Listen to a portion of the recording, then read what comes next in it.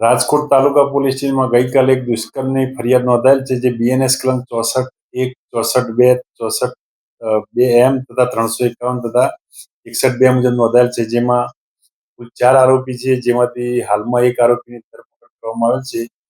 આરોપી ધરપકડ કરેલ નું નામ છે અનિશાબેન કાસમાણ, તેમજ અન્ય આરોપીઓ રવિ ગોસાઈ, વિજય ચુડાસમા અને અફજલ કારાભાઈ સીડા નાવ બાકી છે.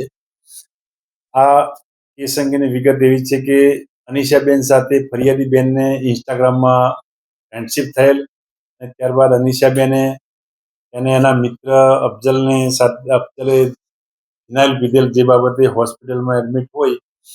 જે અંગે અનિશાબેને આ ફરિયાદી બેનને કહેલ કે આપણે તેની ખબર પૂછીએ, જેથી ઇન્સ્ટાગ્રામના વિડીયો કોલ મારફતે ખબર પૂછેલ. તેમજ તેની સાથે પણ મોબાઈલનો અફજલની સાથે આ ફરિયાદી બેનનો મોબાઈલનો નંબર આપે થયેલ. ત્યારબાદ આ ફરિયાદીના ઘરે અફજલ એકવાર 4-5 દિવસ રોકાયેલ, અને ત્યાં એક રોકાયેલ તે વખતે ફરિયાદી બેન સાથે દુષ્કર્મ કરેલ, તેમજ અન્ય એક હોટલમાં લઈ જઈ અને તેની ફરિયાદી બેન સાથે દુષ્કર્મ કરેલ.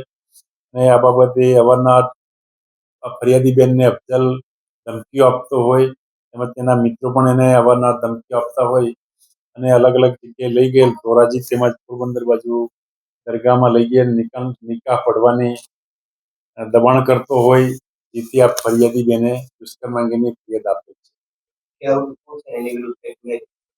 મુખ્ય આરોપી જે અફજલ કારાભાઈ સીડા, તેના વિરુદ્ધમાં હાલમાં 3 ગુના છે, જેમાં એક ભાવનગરના ગંગાજળિયા પોલીસ સ્ટેશનના ગુનામાં પોક્સોના ગુનામાં પણ નાસ્તો કરતો છે, અને અગાઉ એક 504 ધમકીના ગુનામાં તેમજ એક 304 બળાત્કારના ગુનામાં પણ અટક થયેલ છે.